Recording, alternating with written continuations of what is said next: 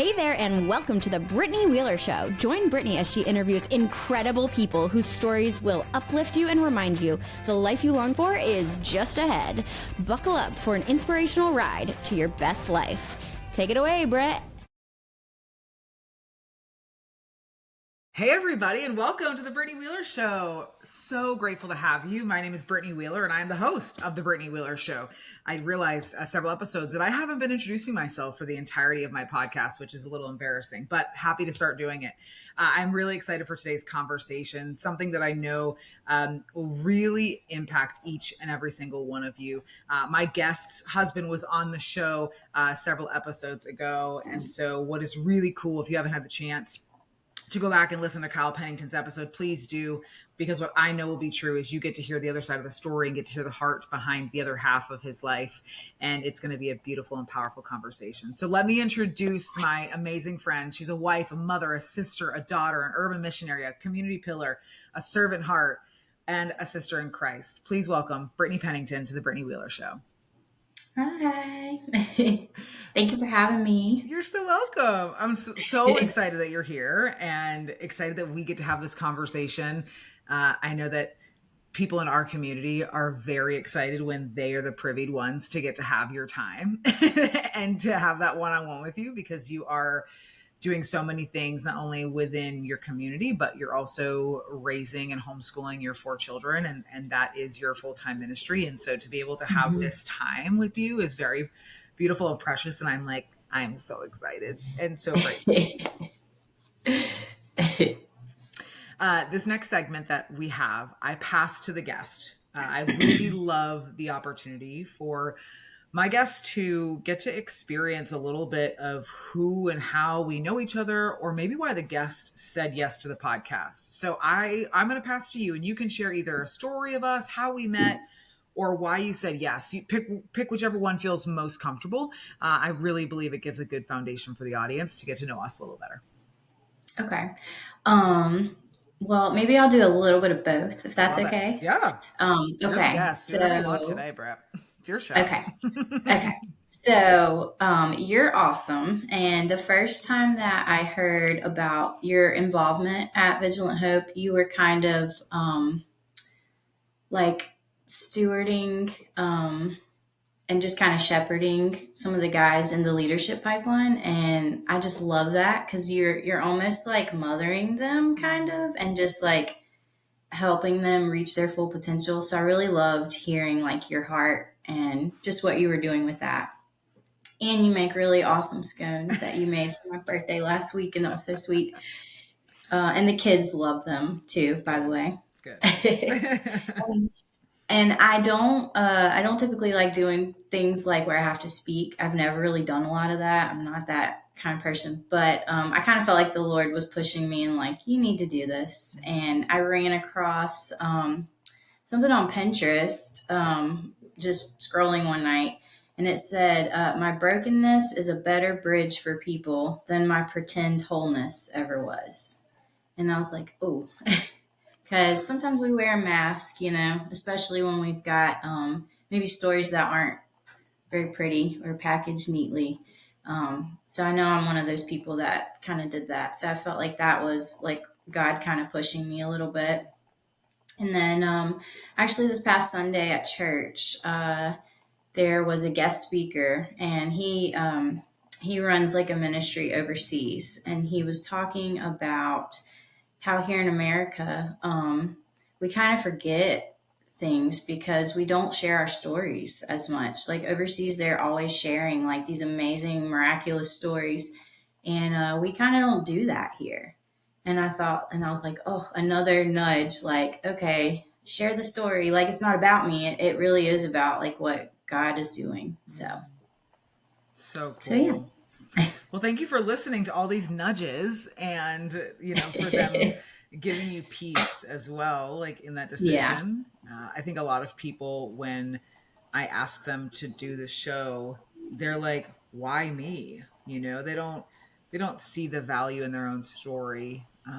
But that's a gifting that I've been given, to be able to see someone's story as its wholeness even in all the Mm-hmm. broken parts, like very shalom of it, right? Like things becoming Right. rightly together and being able to say, you have a story to tell and let's share it. And giving someone a platform that they may not otherwise have had and Right.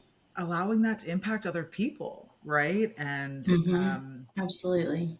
it's been really a special experience. It's been it's been an honor for me to get to, you know, have conversations and say, hey, I think you should do this. And, you know, the Brittany Penningtons of the world are like, I don't, maybe not, not sure. Yeah. And slowly over time, you know, with some nudges, for Britt, it was God. For you, it may be something else that, you know, have nudged people to say, you know what? Okay, yeah, let's do it. So thank you for saying Mm-hmm. yes. And thank you for being here. Absolutely.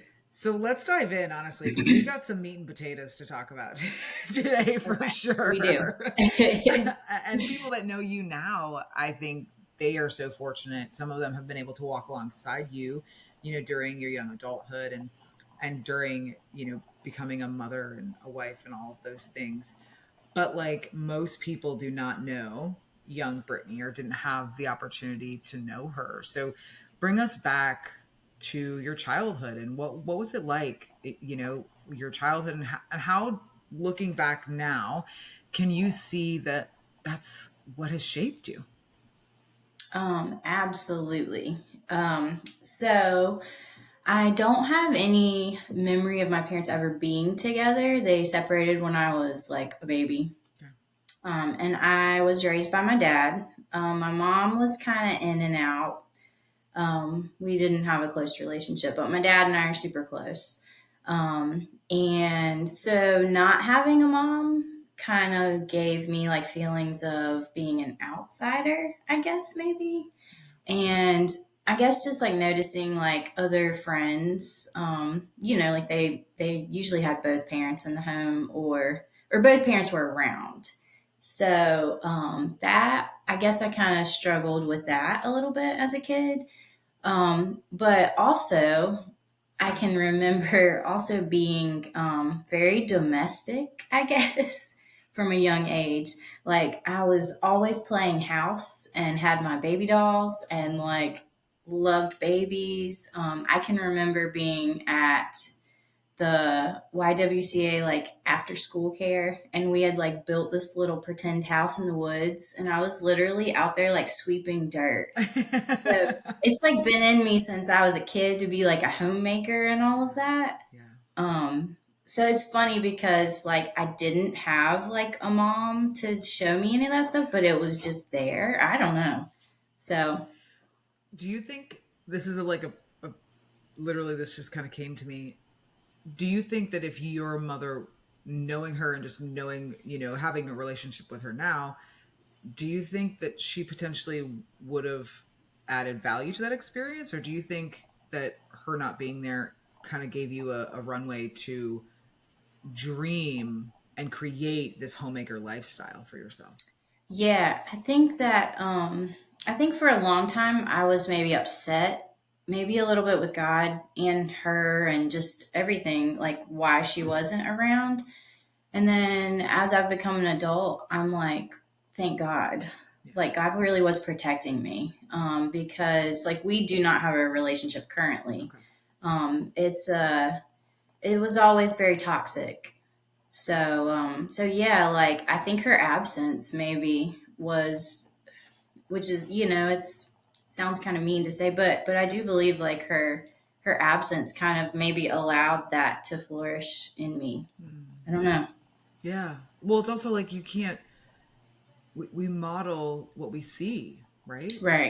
And Yes. so if she potentially had been in those spaces with you, modeling things that you now would know were not okay, right? But as a child, Right. this is your mom, right? Right. you're gonna take after her, right? In some way, shape, or form, not simply, you know, because you know better, but because it's your mom, right? So Right. I Exactly. I do think for sure, yeah, like you said, like it just seems like it, that that runway was just, it was free, right?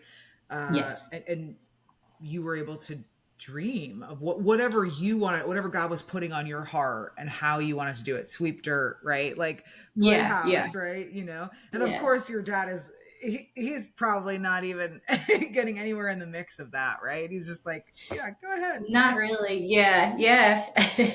Which I mean, I guess I spent time with my dad's parents, so like my grandma and my pop. Yeah. I did spend time with them as a child, and my grandma's very.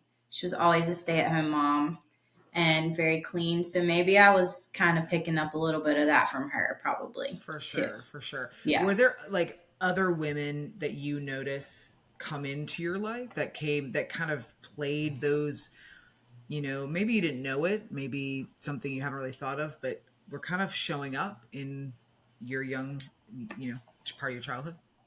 I would definitely say my grandma. Yeah, she was.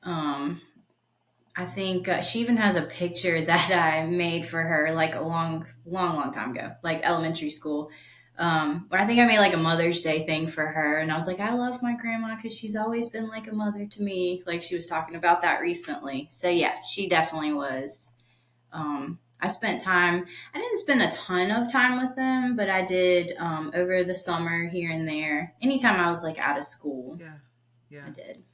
Is your there's a point to where I'm going with this one, but did you have Okay. a relationship with your mom's mom? A little bit as a child, Okay. as a young child, but not a lot. Okay. Not really. Okay. Yeah. Do you so I know that you and I talk, and obviously, your husband, we all talk about generational curses, and both you Mm-hmm. specifically, we talk about breaking those generational curses. And it just kind of hit me too. And I say all these things because I think people need to hear them. I think people need to hear abstract ways of thinking, because it's so easy to look back at our childhood and be like, wow, this happened to me, right? Like I am the Right. victim. Like this is, and it is in no way, shape, or form am I belittling somebody's feelings or somebody's experiences at all. But Right. when we are able to grieve, heal, and, push ourselves a degree out, right, we can see things a little bit differently. And so the reason why I ask that is because as we talk about breaking generational curses, it's almost as though God needed your mother to move out of the way in order for you to Mm-hmm. have a direct connection to your paternal grandmother, to then break the generational curse that could have continued with you. Yes, absolutely. Yeah, and I learned a little bit more about my mother's story that confirms that there's some generational curse stuff that was going on there for sure. Yeah. So yeah. Yeah. And that just kind of hit me. So I was like, I don't think this is super abstract, but and just being able to see that, you know, that there is such a greater purpose to the pain, right? It also Mm-hmm. can provide, Absolutely. just provides a little bit of, peace, right? Amongst that. Absolutely. Yes. What was your dad like? Or what is your dad like? He is, I would say that we're probably a lot alike. He's quiet, like very dependable, like just an awesome guy. Like, yeah, he was just an awesome dad. I love that. I love that. He braided my hair for my gymnastics recitals. Like, he was a good dad. He's a good dad. Has Yeah. it been really cool watching him getting to be a grandfather? Yes. Yes, definitely. So cool. So cool. Yeah. And I love that you had the experience of, while you had one absent parent, you had the other that really showed up. And Yes. not all the time does that happen. And not all the time Right. is it that the mother is not able to be present. A lot of times it's the dad. So your story is Right. unique in that sense, that It is. you got to have him. Yeah. Yeah. I feel really fortunate that I was able to have at least one parent because, like you said, a lot of people don't have anyone. Yeah. So, yeah. Yeah. Cheers to your dad. I love that. I also know, coming full circle for you, a lot of this healing, right? A lot of just this understanding and sense of self has come from you becoming a mother yourself. So share with us, like, at what point Yes. did you become a mother? At what point was all of this kind of discovery happening, and what was that impact on your life, and maybe even still right now? Yeah, so becoming a mother when you didn't have one is like super healing, which it's been like make me cry. It's been just beautiful. Like, I was 22, and so our first child was born 3 months premature. So that was extremely difficult. And this is all happening while I was with, he's my husband now, but boyfriend at the time. We definitely were not living a godly life. There was drug addiction going on his part. And so honestly, I struggled with self esteem issues. And so it was not hard to get wrapped up in a life like that, when you struggle with that. And so having Isaiah at 22 years old and then him being born so early like that, we both almost died. It was like super traumatic situation. It really kind of made me evaluate like, oh, like I think we talked about this the other day, where like the drug lifestyle, all that, it was okay for me, which is sad because I should have valued myself more. But the second a child came into it, this was my child that I was going to mother, right? It no longer was good enough, and I was like, we're not doing this. He deserves better, and so yeah, that I guess that was like the first like big decision of mothering, and maybe the first step towards like first big step towards healing in that sense too. Yeah. Yeah.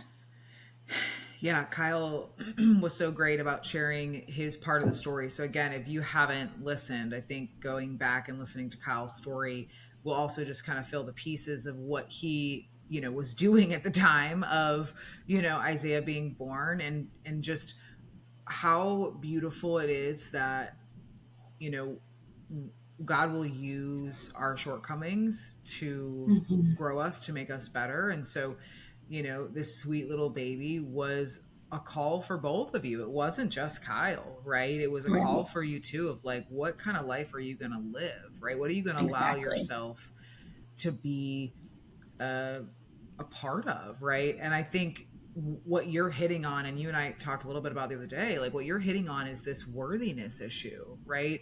how Hmm. how has that changed for you, and what are some things that you feel like really convicted that people listening, that women particularly listening, that maybe find themselves in relationships that are not serving them, or with friends that aren't serving them, like what do they need to hear from you as someone who has lived that out? Hmm. Probably that. Well, that the things that have happened to you in your past, they don't define your worthiness like Jesus does, which is such good news, right? Because we're walking around amongst all these broken people. So of course, hurt people, right? So if we're trying to gain a sense of worthiness from what the people around us are saying about us, I mean, it's not there.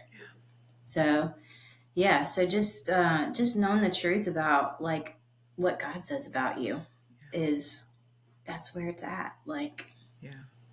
And that decision that you made to, set those boundaries with Kyle was not easy. Um, no. and I guess, and again, I think this is why I love this part of the show, is because we're talking about hard things, but like when we think about, worthiness, right? And you had just had Isaiah. So you're in pain. You are literally almost dying. And Hmm. yet this courage, this conviction to set that boundary and say, no, this isn't it. This isn't not how it's going to be. You know, how how did you navigate that? Because that just seems extremely hard. Yeah. It was, and it was kind of a slow process, and I felt like I did everything. I'm a problem solver, right? So I'm like sitting there trying to figure out every which way we can do this. Can we go to counseling? Can we do, any and everything? I think the first thing I had said was you have to stop drinking because the drinking was an issue, and that stopped. And I was like, okay, great. And then behind my back, to replace the drinking came like opiate use. And Yeah, so I did everything I could, and I remember visiting because we actually were going to church at this point. We just didn't know like how to live it out, I think, but we had like a foundation, and we had a really great pastor that I trusted, and I remember going and visiting him and just being like, "What do I do? Like, I have no idea what to do here," and I just remember saying like, I feel like a doormat. And he's like, God didn't call you to be a doormat. You got to leave. And that kind of confirmed what I already knew, I think. And so I was just kind of like, I wrote Kyle a letter and we packed our stuff and I moved back in with my dad and my stepmom. And just kind of like backed up and was like, you know what, this is how you want to live right now. I got to get out of the way and let God do what he's got to do. Yeah. I can't even imagine too, because obviously we know now that Kyle is your person, right? But to have that Yeah. strength as a 22-year-old woman who has an amazing father who loves her, who is supportive, but also is in love with this man that isn't able to get out of his own way for her. And how many women are listening right now that have either been in that situation or men, right? Like it's not Right. either Yeah. way, Oh, yeah. either side, right? Yes. Um, Yep. and to have that courage. You talk about the relationship with with God that you have now, obviously. Like what was that like growing up? And you did mention too just having a foundation, but I don't know having living out. So like what is that, how has that transpired and changed for you? So growing up, we didn't really go to church. There's kind of like that, like it was like God's real, but not really understanding. Like we didn't go to church and not really understanding what a relationship with Him looks like. Yeah. For me, that came later. So, like later in high school, we did start going to church as a family. And I really enjoyed the church we went to. It's funny that I remember being in church one Sunday and just feeling like I wanted to cry. And so I would sit and go through my cheerleading routines in my head just to avoid like crying or getting, And now I think back and I'm like, oh, God was like nudging me. And I was like, nope, nope, nope. And so I was kind of running at that point, maybe. And then I went on a retreat. And that was kind of like, it was like a little weekend retreat for teenage girls. And I went on that. And I think that was like my first like little encounter with God. I was like, okay. Uh, and then shortly after that, I got actually into a very toxic relationship, and it was not with Kyle. It was like first boyfriend, I guess. Um, and again, going back to the worthiness, I tolerated some things that I shouldn't have. And so kind of like strayed, but I did have that little bit of foundation there. I feel like that kind of that's kind of, I guess, maybe what set me up like for Kyle, because he had the foundation also, Yeah. where he wasn't necessarily walking with God, but went to church. And it's like, this is real. You haven't put all the pieces together yet. Yeah. Yeah. So And now now all the things we've walked through together, and like choosing Jesus first and then each other and having like mirrored stories, basically. We have pretty much the same childhood. We both have been able to together look at each other and say, the generational curse breaking, like we're doing this together. And, it stops here. We want our children to not have to experience the things that we did. And we understand how to do that. And I think a lot of people don't understand that it takes Jesus to break those things off. Like our parents probably maybe just didn't have the knowledge. yeah. So, I think there's a sense of like, I think just right now, it's I think our generation and potentially just in general, there is just such a really like deeper need to understand Jesus more. And you know, and that doesn't mean just going to church on Sundays. And so, I mean, I think Right. we're both fortunate enough to go to churches where pastors are saying the truth and also calling people up to be better. And no longer, I think a lot of pastors are allowing, I can't speak for everybody, but at least I know our pastors are not allowing you to just to preach that it's okay to come on Sunday and that's it. Right. Like Right. that's not, Yes. That's not that's not it. it. And Yeah. and I think it's just, for anybody that doesn't know God and maybe doesn't want to know God, that's okay. That's your journey. It's just a Right. friendship, right? And it's like having a Right. friend. You can't just show Yeah. up and see a friend once a week for an hour and be able to know everything about them, their birthday, Right. their favorite things, like what they like, what they don't like, where they go shopping, are they allergic to anything? Like that to me in a really layman's terms, that is what it's like to get to know God. Is Mm-hmm. you can't get to know him one day for sometimes 45 minutes, right? Not even an hour. Right. And Yeah. depending on what denomination you practice, right, you may not even have 45 minutes because there's a lot going on, right? You're not necessarily Right. given that time to be quiet or still. And so I think that's such a huge misconception. I grew up that way. Like, you went on Sunday and I didn't really understand. I didn't know, like, what was I to know about Right. God? I didn't know there was a relationship involved. Like, that was not Right. necessarily made transparent to me. And Yeah. yeah, I think it's also really interesting what you mentioned about being in church and wanting to cry and holding yourself from that. And Yeah. how many people are listening right now who have maybe experienced something similar? Yeah. Yeah, I've talked to some people that have mentioned feeling like that also. And I'm like, that's the Lord nudging you. Like, Yeah, it's a good thing, even though it's scary. yeah, yeah. Yeah. And just being able to just release, I think that's part of it, is being able to, and that could be laughing, that could be crying, right? Like Yeah. it's just releasing, and the Lord trying to get to your heart in some way. And people, it is a strange experience, like Hmm. to be in a room with a bunch of people and just feel so okay with weeping around them. Yeah, that is a weird, Yeah. it's a Oh, weird yeah. Super experience. weird.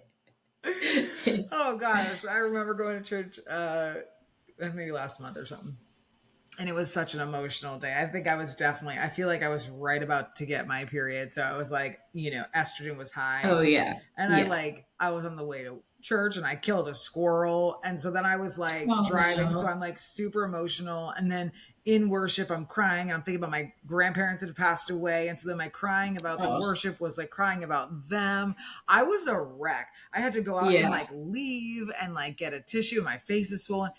Like, you Yeah. guys, loving Jesus is messy, and It is. it doesn't look pretty at all sometimes. Nope. It totally is messy. Oh, but it's so awesome though. To be able to be vulnerable like that is it's awesome. Yeah. Yeah. And it's healing. Like we need that. We're not supposed to walk around like with it all together. And I'm preaching to myself on that one because I like to like look all put together and all that, but none of us are. No, no. And I think too, when it comes from, um, when we maybe are creating the path for ourselves, right? You and Kyle are creating a path as parents. Mhm. You've been creating your path. He's been creating his own path. I know what that's like to create my own path because in some areas of my life, like the path wasn't created for me, right? Right. That on the principle of the thing is what you have to do in order to break a generational curse, is to create a new Right. path. And so that takes a lot of work. It takes a lot of like just being able to hold your own and have grit and resilience despite all things are being thrown at you. So I get that in a way of like trying to keep it together because it is it is really hard, especially if you're the one leading it, and it hasn't already been Yeah. done for you. Right. Yeah. Trailblazer. And you're like, don't know what I'm doing at all. But yeah. And people are like, you're doing great. You look like you know what you're doing, and you're like, is Yeah. this what it looks like to look like I know Yeah. what I'm Glad doing? it looks like that because doesn't feel like that. Doesn't feel like that at all. Like at all. It's so funny. Yeah. And I think a lot of moms and women are feeling that right now. I think there's a movement Yeah. in our generation. I've been talking about it a lot lately, around the supermom complex and around Hmm. just feeling like we have to be the everything. Because I think there are a lot of women like us that are trailblazing in many categories, whether it's their career or it's generational curses or it's, Yeah. having solid marriages, right? Like Yeah. it's hard. And I think there's this idea that like we have to do it all. And how do we make it look good? And how do we manage it all? And we can't. Mm-mm. No, you can't do everything well. No. You can do a lot of things, I think, but can you do them? How many things can you actually do well? For me, Mm, it's very few, yeah. you know? And you talked about that a little bit the other day too, was like just knowing that you feel the nudges to do different things, but yet you also know if you get too invested in those things, then it takes away from you giving 100% to what you're doing. Yes. Yeah, like my main ministry, I know in this season is my children, homeschooling, and they're young. Well, one is turning 16. So spending time with him before and like giving him the right send off into adulthood is super important to me. And then also, like with the little ones as well right now. Like that's where I'm at. But there's definitely other things that I keep seeing where I'm like, ooh. But I'm like, nope, we're going to stay focused on this right now. Cause, there's seasons for everything. Yeah. So, Yeah. yeah, you just have to be obedient, I think, in the season that the Lord's placed you in. And so, Yeah. So cool. yeah. And I I was actually going to say the word obedient. So you took the word right out of my mouth. Thank you. Yeah. Switching gears a little bit. I mean, obviously what you are navigating and going through is hard. But switching gears a little bit, just we talk about hard on this podcast, and I hope I didn't steal your thunder or your answer in anything we've said so far. But No. it's a crossroad moment, right? It's a moment where all the decisions that you're facing are hard. But Hmm. ultimately the decision you make is the decision that you believe is going to lead you to the best version of yourself. I've had those moments, where I came crossroads of like, well, I'll like slow down my drinking. Kyle and I talked about it. Like, I'll just drink on the weekends. I won't drink alone, right? You come back to those crossroad moments, but the real crossroad question is, are you willing to give up that thing? For me, at least that was, are you willing to give up alcohol because it's not serving you? And it wasn't until this Right. beautiful moment I chose that path, and that's led me to the best version of myself. So share with us, what is a crossroad moment that comes to mind of choosing your heart and ultimately that decision led you to the best version of you? Um, I would say it probably was, I guess, the choice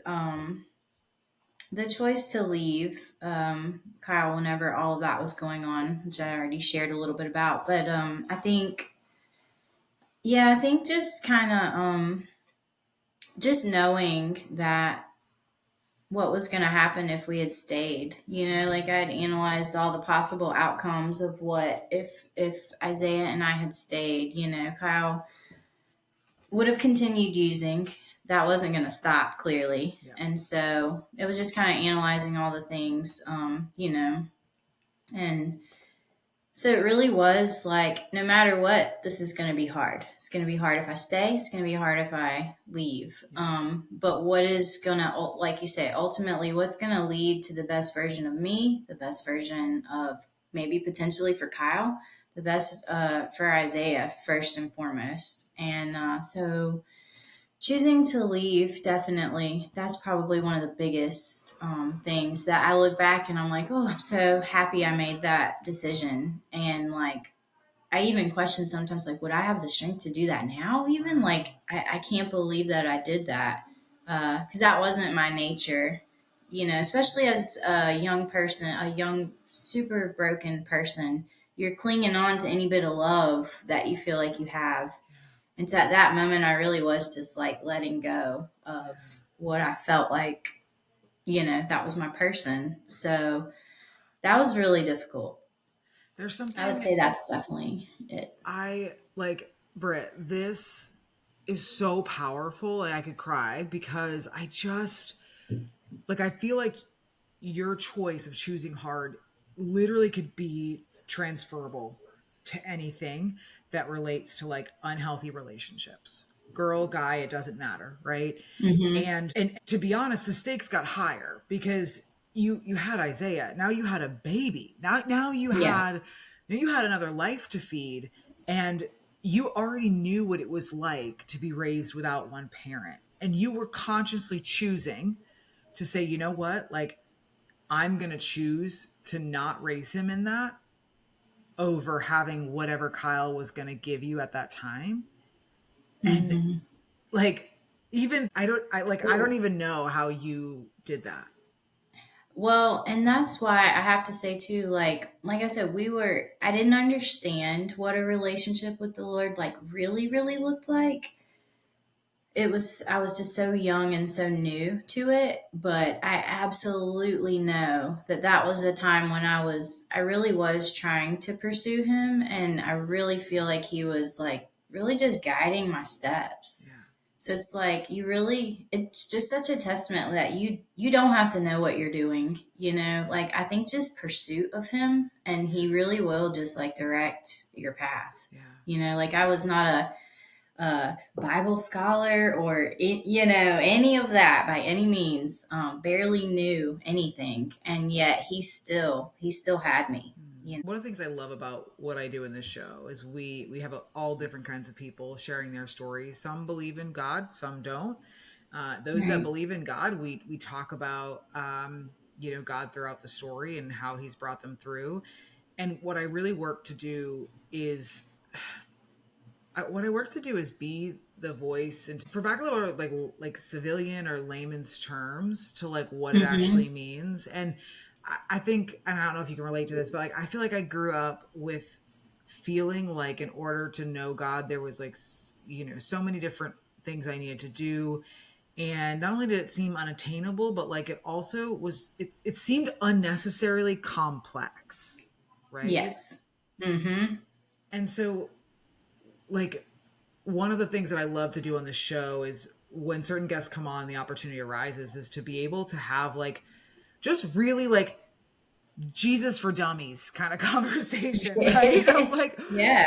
like Yeah. what does that mean, right? Like, what does that mean to allow him to guide your steps? What does that mean that you're convicted, right? Because we use all of these Jesus-y religious words that seem really simple for us, right?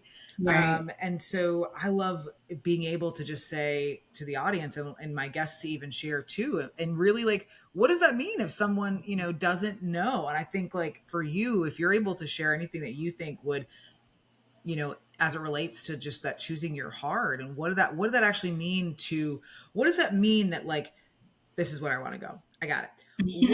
What does it mean that all of a sudden your worthiness was changing, right? Because it was him that was giving you the worthiness. Like, what does that actually mean to someone who maybe doesn't know Jesus or who is Yeah. struggling with worthiness and obviously around them isn't getting that fill to rise up their internal meter of worthiness? What does that mean, Britt? Because like, I mean, I know, but like, I want you to tell the audience. Well, um, I think that I think being vulnerable with the Lord, even if you're not even sure that He exists, I think it's very similar. I think to like what Kyle shared about his kind of moment too, is where you really do just come to the end of yourself and you're like, I don't have any more answers and I don't have any more things. Like, God, if you're really there, like, you gotta help. Like, and I think just being super vulnerable. So if you're mad at him, like, whatever, like, let him have it, like, because that's true relationship with someone, right? And I think if you just go forward with an honest heart and open, I mean, I think that's where you find him, honestly. And you don't need special words. I think it's better if you just come, like I said, like with just the raw emotion. like I don't think God cares about all that fancy stuff at all. No, no. So yeah. And one of the things that's really, I have this visual, and I've been really uncovering this, unpacking this as it relates to Jesus. Cause of the Trinity, and we talk about this on the show, God, Jesus, and the Holy Spirit. Yeah. Jesus is the one thing I've really had a challenge of just grasping. I don't think we'll ever really fully understand, but he lived a sin-free life. And I had this like such visual, like if you think of like Jesus as like Flat Stanley, right? For everyone listening, if you ever know Flat Stanley, it was a fifth grade or fourth grade or whatever activity where you cut out the flat version of yourself. And then you sent it in a letter to your relatives and they took it with them on vacation, whatever. So if you think of Jesus as like a flat two-dimensional figure, and that he is he's the metric, right? This is the fulfillment meter. And we think of, sinning and just him not sinning at all, him not being evil or of any sort of like evil heart and no false words and just being perfect because Mm-hmm. because of his capacity. Like Jesus is a flat two-dimensional thing, right? Think of it like if you're like fundraising, he's all the sin capacity. If he was anything less than perfect, that means that we would only be capable of being this amount of whole versus this amount of whole, Right. right? Yeah. And so Absolutely. if Jesus had sinned at all, our capacity to be whole would be that much less, right? And so Yes. that just like clicked to me of like why his perfection and his sin-free life was so giving to us, because it gives room for our sinful nature, right? Which is sinful nature for a lot of, and I've shared this on a previous episode, like, sin is based on suggestions and guidance made in love, right? Like sin is the other side of God's suggestions and guidance on how to live a whole Yes. life, right? Yes. This is not Yeah. because you're a bad person or effed up. Like the word sin has such awful connotations to it that are painful and hurtful, but it's Yeah. just a term, right? For this context of this lesson. And so it was just Yeah. really profound. And so when I think about your story and I think about you having, like, if Brittany, Pennington was a two-dimensional, like flat Brittany, and like her capacity and her worthiness was really low, but because you went and sought out somebody's that capacity was so big, Right. even Yeah. just the little decision of like, no, I'm not going to let my boyfriend have narcotics delivered to the hospital while our son is in the NICU and let him get away Yeah. with it. That is actually real, guys. Go back to Kyle's episodes, Yep. real That life. is. And so like, but that capacity didn't come from you because you had such little worthiness already, right? And Right. so Yeah. you didn't need to be fulfilled. You didn't need to be whole at that moment. Like Jesus just gave you the Right. little that you needed to change the Just what I narrative. needed. Yeah. Yes. Yep. Gosh, so good. And to be able to have the Yeah. courage, because obviously now there are so many women and men that are out there right now that are bending the rules, that are bending what their gut is telling them, that are bending their morals Mhm. because Yes. they're like, well, this may be the only one, or no, I mean, it's not that bad, or I mean, Yes. Oh, it's yeah. I did all of that. Yeah. Yep. Trying to rationalize why it's okay and come up with all the excuses despite what you feel like you know. yeah. Yeah. And I really have uncovered this recently that like there's also a lot of work to do as it relates to like male emotions, right? And Hmm. while men in history have been visually the dominant sex, that's not the case for real. And that's not how God intended it to be. But I think we're now seeing like really hurt men that are Hmm. emotionally incapable of Yeah.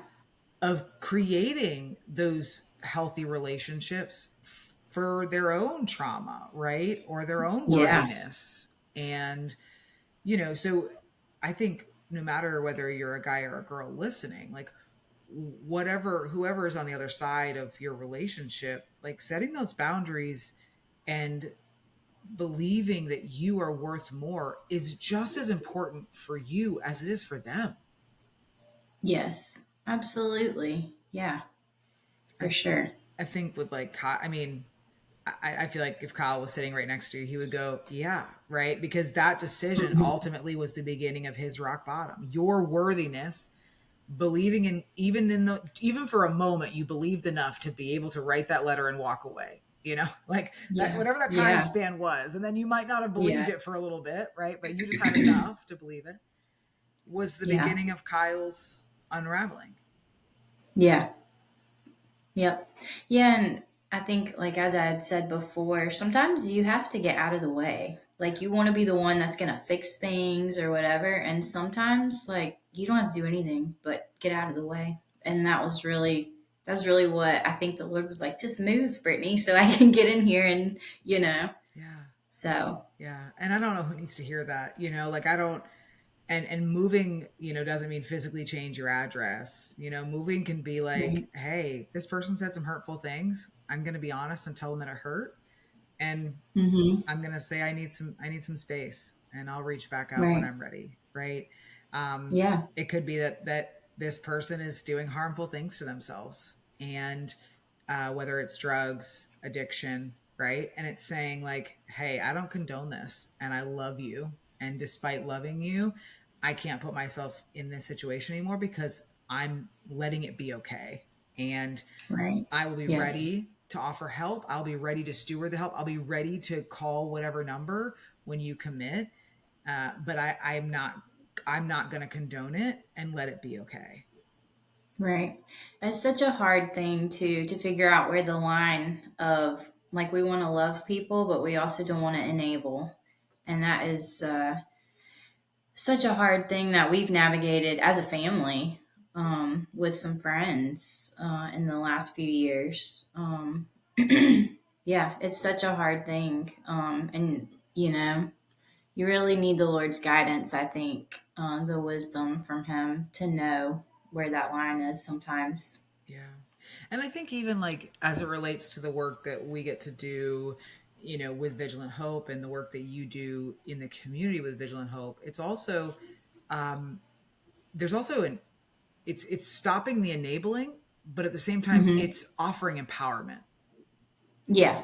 And I Yes. think that's the magic sauce, right? Hmm. And I know we've seen it with a particular friend, a mutual friend of ours, where you can't just stop the enabling and expect that that's all that's going to happen, right? Like Right. people in Yeah. addiction, people who have worthiness issues, who have God-sized holes, who need help. You can't just set the boundary and say that, like, well, I'm not enabling you anymore.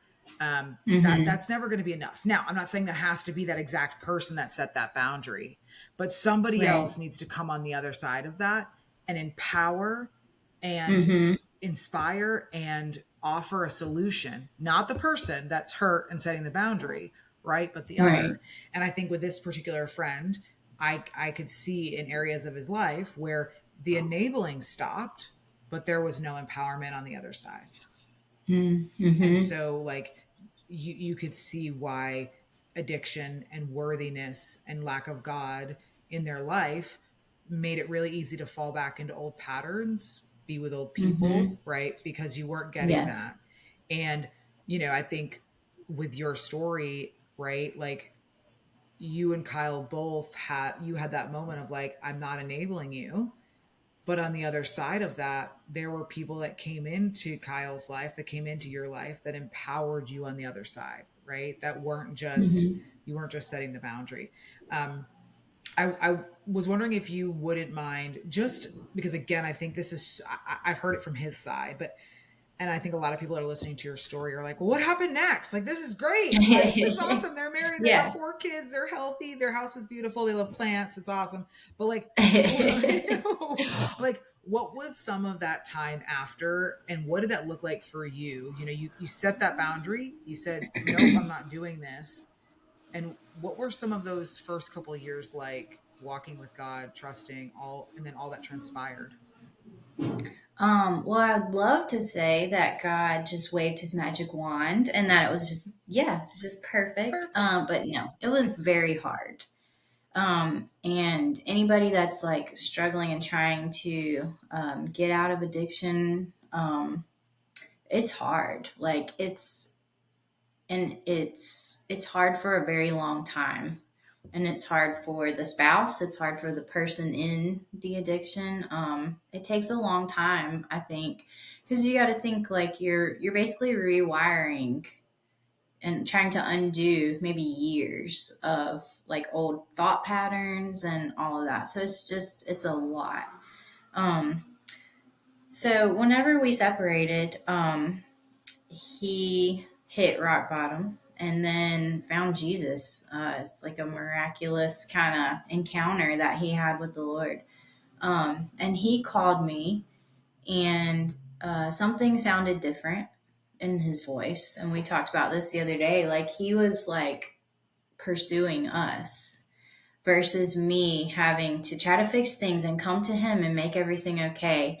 Because I had kind of accepted, like, okay, this is done, you know. And he was like, no, no, what are we doing? Like, and then he asked me to move out into his grandmother's attic in Burgal. It was a nice attic. It was like it was like an apartment. It wasn't like an attic, but I have been wondering, honestly, since I heard that part of the story, I'm imagining like rafters like in the ceiling and like a no, couple no, of no, not like that. It was honestly, it was like an upstairs apartment okay, kind of thing. okay.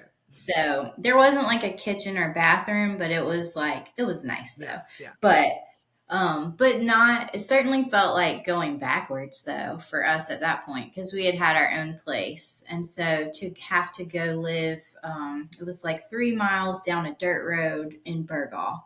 So we were away from everything. Um, we were away from everyone. Um, I would never choose to do that now, but that was life saving for us at that point to remove ourselves from all the things that were here and to just learn to be together as a family.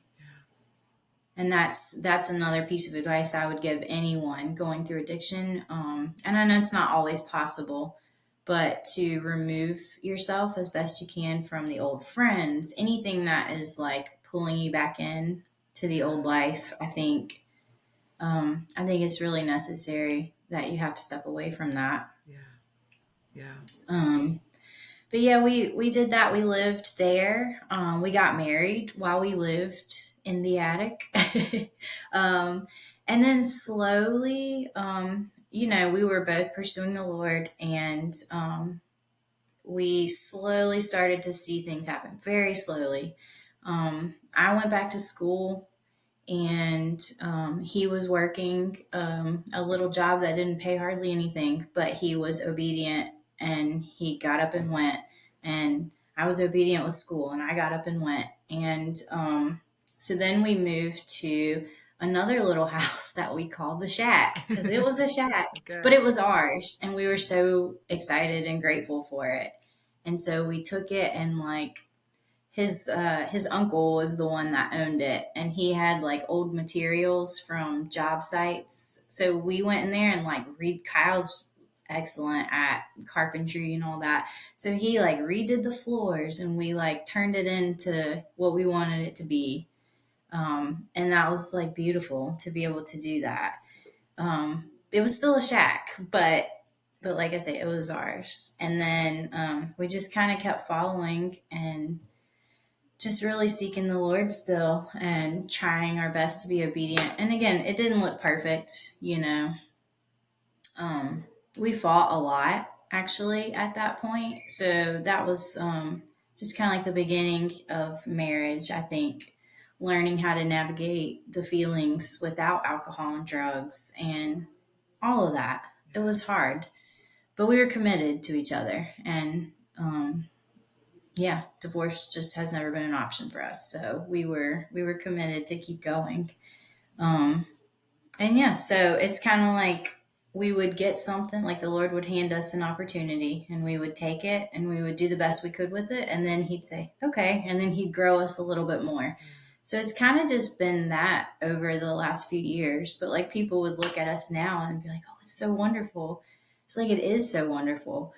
But it didn't come without a long, I mean, the little baby we're talking about turns 16 next month. So it's taken years and years and years of waking up every day and choosing to do the hard things to get us to where we are now. Like, it has not been easy at all. How old was Worth it, but not easy. Absolutely. How old was Isaiah when you guys got married? He was 2. Okay. Yeah, and it was a Yeah. full year between you giving Kyle the ultimatum and moving in with him, right? Yes, it was Yeah. exactly a year. Hmm. Like, what was, so what I love about your story is just like the unit that you guys created, and this, like, pursuing Jesus and pursuing each other and coming together. I would love to just know a little bit more, because I think that when you are the person in addiction, there's the automatic spotlight on that individual. There, Hmm. because Kyle has walked through so much, for sure. But this Yes. is your episode, and I want to make sure that you get that moment to really speak to the audience from your side. So Hmm. if you can, just give us a little, maybe a takeaway of that journey. You're married, you're living in the shack. Like, what are some of the things that are really profound to you that God worked on you personally, not Kyle, not your marriage, you as that broken Hmm. girl that we heard about at the beginning of this episode, and then getting to now and just having this whole Brittany that's across from me. What is a takeaway or something that you can share about that journey for you and God? Um, I would say, I think really pressing in with the Lord again with the worthiness. I think like understanding your worth, it definitely helps you to kind of set the standard for which you should be treated and for you to uphold that because, relapse is a thing. So sometimes you may get back into a relationship with someone or whatever and be navigating that.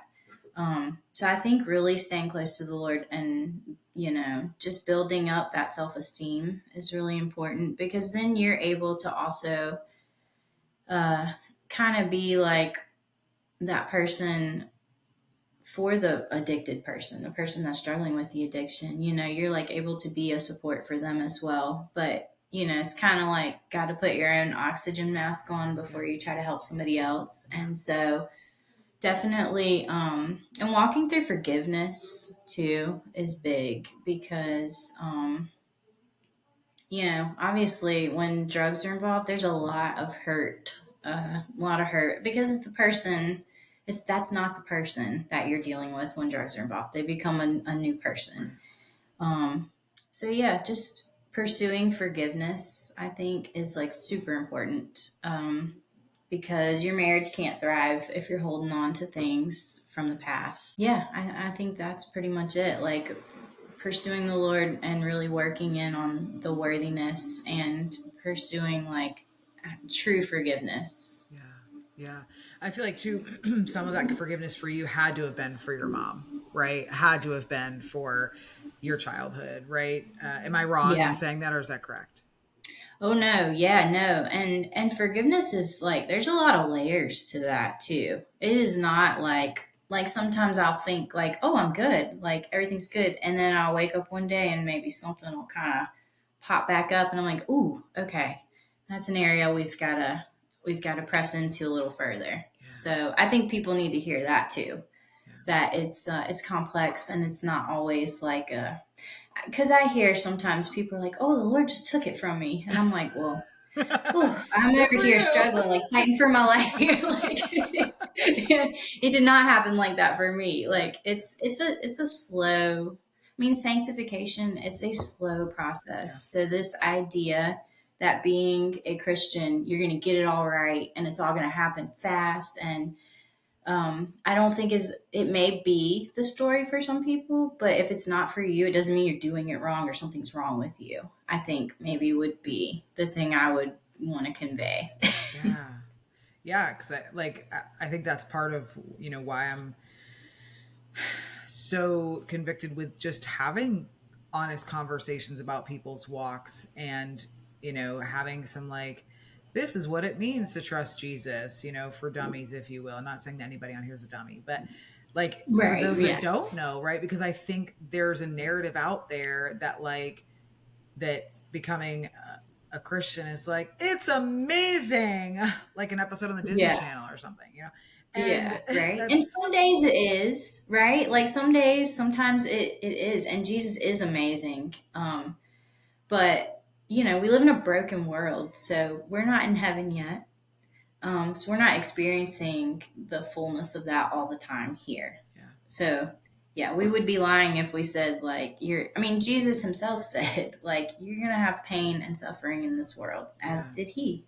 So yeah. And you're right. Thank you for supporting my saying, because I'm not saying it's not amazing, but I think we just yeah, yeah. there's just such a narrative of like, that's all there is amazing, and it just gives Hmm. such, it just, because Yes. we're not, and not saying you, but I'm saying in general, there is a movement in Western Christianity where we're not authentically talking about what it means to actually follow Jesus. And so Right. you get a lot of people that are, it's fine, it's okay. And even recently, I think maybe I even told this to you, maybe not, but like, I was walking up to Laura, the executive director, and she was like, she genuinely cares, obviously, what's going on, and we have time to sit, we have chat. And I was like, what I really Hmm. want to stop amongst Christians is Christians being like, how are you? And then not actually caring how you are when you start to say things that are hard and tough. Like, and this is a message, like, if Yes. you're listening and you're a Christian, do not ask someone how they are if you're not willing to sit and listen to it not being okay. Because Right. that is like Yes. a big like, and I'm holding other Christians accountable because we're out here trying to tell people to like, listen to people and like actually hear their story. And if you're not going to do it to other Christians, don't do it at all, because nobody has time for that. Exactly. That is so funny because Kyle, he'll ask people like, "How are you?" And then he'll go, "No, how are you really?" He's gotten to a place where he does that because we get so like putting that mask on. We're like, "Oh, I'm good, I'm good," and then a lot of times he'll say that to people, and they'll go, "Okay, well, here's what's really going on." And then it's like it gives people permission to like kind of unload. Yeah. Because most of us are walking around with something on our minds, right? Like something that's happening in our lives, Yeah. whether it be big or small. But yeah, Yeah. Being okay to say like, yeah, this shit sucks. Like, exactly. it doesn't Yes. make us any, doesn't make you any less of a believer in Jesus. It doesn't make you any No. less of, just on fire for what you're doing in your life. It just makes you Right. human, right? Right. And Right. and Well, and if we're built for community, then we can share that. We can share the burdens with one another like that. I mean, I think that's one of the great things, and that's how you get to know people too. yeah, Like really get to know people. Like it's great to know, like what someone's favorite color is or where, whatever. But like intimate relationships with people involve like knowing struggles and things like that. yeah, So yeah. And being able to look at somebody because you've listened to them a couple of times and know, yeah, this isn't right. What's really going on? Because you yeah, can yeah, tell that like, this is their like face. Is there yeah, and I will say that I think that potentially some of those people hold on to those things because they've had enough people not actually care. And so yeah, they just go, yeah, I'm fine. Um, yeah. and we just have to be willing to hear the messy, and be willing to Hmm. accept people, as they are in that moment. And sometimes people just need a second, right? And whether Right. it's a coffee shop, right? Whether it's, a friend, it's just being like, hey, how are you? And if you don't care to know, then just ask something else. How was your Yeah. drive? What was the traffic Yeah. like? Oh, this is great Yep. weather we're having today. Um, Yeah. and I say this also knowing that like there's not an expectation for you to be the problem solver on the other side of the how Right. are you, right? Yes. Yeah. Yes. Yeah, that's important to say too. Yeah, because maybe we do feel like that. We take that on like if I ask, then it's up to me to come up with a solution. And that's another thing. This is a marriage tip that Kyle has learned over the years. Like, kind of being like, when your wife vents to you or whoever's doing the venting, he'll say like, "Okay, do you want advice or you just want me to listen?" And I'm like, "Just Yeah. listen." Yeah. Yeah. Sometimes people just want you to listen. Yeah. They just don't want to feel like they're sitting in it alone sometimes. Yeah. So, And I've had to learn yeah. that myself because I love to Hmm. solve problems and I do a really good Yes, job. me And too. usually I can. Yeah, Outside of cancer, I'm pretty sure I can solve just about I anything. believe it. Yeah. I believe And so it. it's hard. That's hard for me to be like, and I've had to apologize to a friend recently because immediately I just started giving solutions and Hmm. critiquing and being like, well, what about this? Instead of being like, I am so sorry because I realized that you were not looking for that. And Right. and she's a gracious friend. We have a very long history with each other. So she knew where my heart was coming from. But she also really Hmm. appreciated that I was like self recognizing, not the time, not the time. Yeah. Yeah. Yep. And that's Super okay. important. So important. So if you're out there, Yeah. you guys, and someone just ask, if you don't want to know, don't ask. But if you do want to know, ask, be willing to receive it, and just know that it's not necessarily your job to fix it, but just to let someone get it off their chest. That's right. All right, we are going to transition into lifestyle questions. I Okay. think I know the answer to at least one of them, but what is your favorite coffee shop in the Wilmington area, and what is your go-to order? Well, okay, a lot of people are going to think I'm saying the roastery just because it's, Vigilant Hope, which that is my answer. But I've been able to like visit a bunch of coffee shops recently. I've had coffee a lot out, and I'm still sticking with the roastery. I just love their coffee. And I think my favorite drink right now is the mint matcha, the iced mint matcha. That sounds Highly good. recommend that one. And the seasonal drinks, I like all of them. I don't even know if I would say I have a favorite. I just like all of them. Yeah, So yeah, roastery, I'm sticking with it. I love it. I love it. And we're so Yeah. fortunate. I mean, really, like, what coffee do you want today? What vibe do you want to Yeah. sit in? That's really Right. what it's about. Yeah. There's Yeah. very few coffee shops that I say are actually bad in this town, and Right. and it's just really like, what kind of aesthetic do you want? Do you want to sit outside? Do Yeah. you want to have lunch with your coffee or breakfast with your coffee? Do you just Mm-hmm. want to have coffee? Do you need a space to work? Like, there's so Right. many options. So we're very fortunate. And yes, the coffee, I actually this morning I made myself drip. I was not coming into town, so I made myself some French press, and it Yeah. was the Brazilian. Mm-hmm. And that's it's unique. It's not so. Fun fact: the Brazilian is not my favorite of ours because it's so sweet. But like, it's a great coffee, right? It's great, but on Right. drip, it's not my favorite. I like the Kenya Gotcha. better on Yeah, drip. I think that's what Kyle likes too. I think I like the Guatemalan. Mm-hmm. I think, Mm-hmm. And but I've got to yeah. roast coffee. Have you ever Really? actually done it before? I have not. No, You no. gotta I've seen you gotta people, do but it. I feel like I'd burn it. I'd mess it You up. can't. You really can't mess it up. Like, I think here's the thing. I think with coffee, like, you really can't mess it up. I think you can only get better because you just get better at the timing and how much heat is on it and when do you release the beans and like all of it is a science and it's fascinating and that was a lot of fun in that season getting to roast some coffee. Yeah. Pretty cool. You'll have to ask them. You'll be like, "Hey, Laura, Yeah. so can I have a Teach me. day? Yeah, where, yeah, ask Devin. Be like, can I just Yeah. have a roasting class?" It'd be so Yes, I fun. should do that. That would be It'd be fun. so fun. Homeschool. A homeschool day. That's it. That's it And right you could there. We're gonna and do that. teach them math. They can use. Yeah. You could literally like so based on what I know actually happens in like roaster tools, is you could have them all create their own graphs and they have to track the numbers and then create the graphs. Math done. Oh, that's it. Done. Yes. We're gonna make it happen. We're gonna Done. make it happen. And then Isaiah can literally, because obviously he's 15. For him, it's the graph, and then for him, he could create like some sort of like scientific. There could be open-ended questions on why he thinks the Hmm. beans are reacting this way, and what is the chemical reaction happening. So like Yeah. Oh yeah.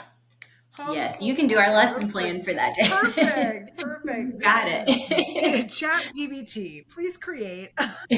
Yeah. No, I'm just kidding. But like, me, I say that idea and now I'm like, oh my gosh, is that a great business No. idea? Or is that does the roastery need to have homeschooled? I'm just saying. What is a book that you've read multiple times that you believe someone listening needs to read? Okay, I have two. And one is called Fervent. I think it has been a long time since I've read it. But it's by Priscilla Shire, who I love. She's great. And that was it was like right around the time that she did War Room. So it really focused on like the power of prayer. And maybe as somebody like myself that's like a little more quiet and observant of things, like prayer is like a big thing. I think it's like a place where I feel like I can really help, I guess, or so I feel like that's a really powerful book. I've gone back to that multiple times, and it also is written the way I think I like the way it's written. Like each chapter starts out with, "If I were your enemy, I would do blah blah blah." And I think that's super powerful for us to remember, like, hey, there's an enemy after you, So I really like the way that was written. I thought it was really cool. And then the other book would be Risen Motherhood is what it's called.